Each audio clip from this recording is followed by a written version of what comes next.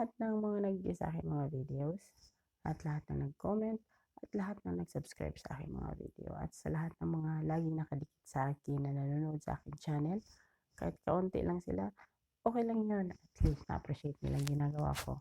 Kaya shout out sa inyong lahat. Maraming salamat. Hello mga amiga, mga amigo. Welcome back to my YouTube channel. Kung kayo hindi pa updated sa aking channel, please click subscribe and click the notification bell para updated kayo sa aking mga videos. Good morning mga amiga, mga amigo. Kumusta kayong lahat? Sana kayo nasa mabuting kalagayan. Oo, kumusta po ako? Ang tagal-tagal pa na hindi nakakapag-upload kasi wala pong wifi.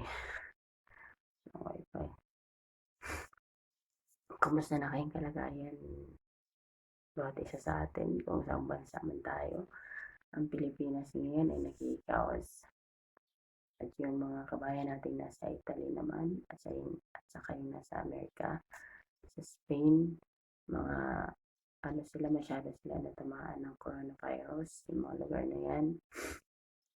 Yung mga kabayan naman natin sa Pilipinas, yung mga mahihirap, naghihirap, dahil wala silang hanap buhay, na-stop lahat, di ba? Na-stop lahat yung hanap buhay nila, kasi nga, quarantine, tapos ang balita ko mag-extend pa ng sa Luzon ata. Pero may balita rin ako sa bandang Iloilo, mag-extend din hanggang April 30 para sa Manila, Iloilo or Bacolod, hindi ko lang alam sa parting Negros Oriental. Pati naman, kumusta naman kayong lahat dyan?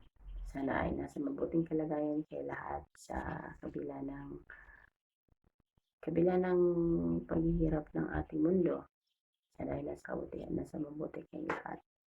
Sana may aral na sa atin itong lahat, itong mga nangyayari sa mundo natin. Diba? Sana bilang silbing aral na ito para sa susunod matuto na tayong mag-impok sa sarili at matuto na tayong tumawag sa Panginoon. Matuto na tayong magtipid. May krisis man o wala, magtitipid tayo. Hindi tayo yung gasto ng gasto. Kasi hindi natin alam, iba-ibang krisis ang mangyayari sa atin. Kung hindi man sa buong mundo, magkakaroon ng krisis sa sarili mo, di ba? Kaya sana, meron ng aral sa atin itong mga nangyayari. Kaya, sana, huwag yung baliwalain yung kahit kaunting ipon lang. Sana may natutunan kayong lahat sa itong binigay ni coronavirus sa atin. Diba? Alam nyo, na-realize ko, ang coronavirus nililinis ang mundo. Totoo lang. Ang coronavirus nililinis ang mundo. Kasi alam nyo kung bakit. Biruin mo, bawal tumakbo ang sasakyan. Diba? Walking distance. Dito sa Jordan, may oras. Anong oras sa takbo ng sasakyan? May oras bukas ang pamilihan ng pagkain. Ang tanging bukas din dito is pamilihan ng pagkain. Pero yung yung padalahan ng pera, Western Union, bukas. Bukas siya yung padalahan ng pera. Pero yung mga bilihan ng damit, etc., sarado yan. 10 a.m. to 6 p.m. yata, sarado na. Oo. Sarado na. Tapos bawal na maglakot siya, bawal na gamitin ang sakyan pagdating ng gabi yata. Ganun ang pagkakalam ko. Dito sa Sahag. Ewan ko lang sa city, hindi pa ako nakabalik ng city. Hindi pa kami pwedeng lumusot doon kasi nga bawal lumusot. Bawal. Kaya nag-stay muna kami ng isang lugar. Pero mas maganda nag-stay kami sa isang lugar kasi para hindi kayo mahawaan kung meron mga affected doon ng mga ng coronavirus, di ba? Nililinis ang mundo, gabi bawal lang maglakwatsa. Pero yun mo, naisip ko, sabi ko, parang nilinis ng Panginoon yung mundo. Kasi di ba, wala na makapaglagalag ng mga babae, lalaki sa labas pagdating ng gabi. Kasi nga, natatakot sa coronavirus mamatay. Nagigising, takot sila mamatay. Abay, ganun eh. Sana po, na-realize natin na lahat ng mga ginagawa natin dati, baguhin na natin. Hindi naman ako perfectong tao, pero yun yung dapat baguhin, di ba? Hindi ko man sinasabi magpaka-perfect tayo. Baguhin natin yung yung mga ginagawa natin na hindi dapat. Yan na lang. Yun lang yung puputulin ko na yan. Good morning, everyone. Ako ay mag-uumpisa naman ng trabaho ngayong araw na to. Kasi po, si Inday, kailangang magtrabaho na kasi malaki ang bahay dito. Pero kahapon, naglinis ako ng malaking sala. Pero tinulungan naman ako. Wala kasi ako magandang magawang video kasi nga nandito kami sa sahab, pabalik-balik na lang, kaya itinigil ko munang gumawa at nag-iisip ako ng content na may upload na maganda. Lalo na isa kang OFW domestic helper na walang day off, isa kang kukuha ng yung view, di ba? Yung magandang content na ibig sabihin. Hindi lang naman kasi nakukuha sa loob ng bahay, di ba? Kailangan mo rin mag-explore, lumabas, pakita yung mga dyan. Yung sana nasa city ako. Kasi pwede ko kayong dalhin sa supermarket kung saan man ako lalakad. Dito kasi may province to ng ng Aman o ng Jordan. Sa mga tao dito, ayokong pinagtitinginan ako pag nagkukuha ako ng video. Kasi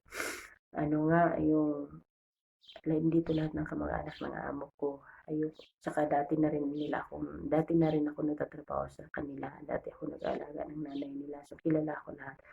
Tapos, baka sabihin nila na, ano nangyari sa akin? Video ng video, di ba? Kaya, nagtigil muna akong ng videos. Hindi ako gaano nag-upload. Kasi sayang din naman eh. Kasi meron nga may nagkapag-post sa sa YT na yung si John Inguero ba yun? John Inguero, rin sa subscriber niya ako. Nag-post siya na, sorry Sir John Inguero ha, nabanggit ko lang to kasi para aware din yung lahat ng mga nagsasub to sub na gumawa ka ng magandang content. Huwag kang pumasa sa pag-sub to sub kasi nga hindi lalago yung channel mo. Tama nga naman siya. Pero mga amiga, mga amigo na nasub ko na kasi pinalago niyo yung subscriber ko dahil sa inyo, hindi ko rin kayo kakalimutan. Manonood ako sa channel niyo. Pero ito lang may payo ko sa inyo. Gumawa tayo ng content na maganda para nga naman lalago tayo. Hindi tayo aasa sa sub to sub. Hindi talaga tayo lalago doon. Iniisip ko rin yun ilang beses na gabihan. Naglalakad ako, nagtatrabaho, nag-isip ko. Sabi ko, tama nga naman, pag tumigil ka mag-invite ng pakikipag-sub to sub sa'yo, wala nga namang view sa content mo, di ba? Kaya, naisipan ko na mag-upload ng ganito, makipag-chikahan, daldalan, at isali itong salitang kwentong to about sa pag-upload ng magandang content. Tama nga naman. Kung titigil ka sa pakikipag-sub to sub, wala nang mag-aano sa'yo. Wala nang manonood. Hindi lalago. Imaginin mo nga, hindi talaga lalago kasi kung titigil ka, wala na yung manood sa'yo kasi yung content mo baka hindi naman nila magustuhan, di ba? Kaya mag-isip muna tayo bago tayo mag-ano ng content natin. Kasi nga, para lalago yung channel natin. Tama yung sinabi niya, Sir John Inguero. Tama po yung sinasabi mo. Medyo na-hurt ako doon nung nakita ko yung post mo. Pero iniisip ko, ilang beses, tama ka na ang pakikipag-sub to sub, hindi ka, ano dun, hindi mo grow yung YouTube channel mo. Kailangan i-grow mo siya sa sariling sikap mo. Sinabi din ng anak ko yun, na kailangan ayusin yung content mo, pag-isip ka, manood ka ng mga big YouTuber na para alam mo kung paano gawin yung channel mo. So, Sir John Inguero, maraming salamat sa post mo. May nakukuha akong aral doon. At ito, sinishare ko sa kapwa ko kay YouTuber na maliliit pa lamang na manonood nito. Sana gumawa tayo ng content na maganda para magiging mag-grow yung channel natin, hindi tayo umasa sa sub to sub. Kasi pag sub to sub, ini-imagine ko talaga, walang walang manonood sa'yo kung hindi ka mag-invite. Totoo lang kung hindi ka makikipag-sub to sub. Okay, umpisahan natin mga amiga, mga amigo, na gumawa ng content na maganda para mag-grow ang ating channel. Kaya dito nagtatapos ang aking video. Hindi ko nahahabaan. Maraming salamat. Sir John Inguero, salamat sa post mo at nagising ako sa katotohanan. Pero yung mga nasab ko na, hindi ko rin sila kakalimutan. Pupuntahan ko sila sa kanilang channel. Pero titigilan ko muna ang pag-sub to sub ko. Kasi nga, mag-focus muna ako sa magandang content. Ayoko yung mag-upload lang ako ng mag-upload na nasasayang yung oras ko, nasasayang lang yung internet ko, di ba? Kung sana may wifi, wala namang wifi. So, magandang umaga mga amiga, mga amigo. Tatapusin ko na kasi mag-uumpisa na ako ng trabaho. Kaya good morning everyone. Good morning Amanda Jordan. Good morning whole world. Good afternoon whole world. Good evening whole world. Kasi mayroong mga bansa ngayon na gabi pa lang, mayroong bansa ngayon na tanghali pa lang. Kaya bangitin ko na lahat. Kaya Sir John Inguero, salamat sa iyo. Meron akong aral na kukuha. Kaya good morning everyone. Maraming salamat. God bless us all. Sana yung coronavirus nawawala na. Bye-bye.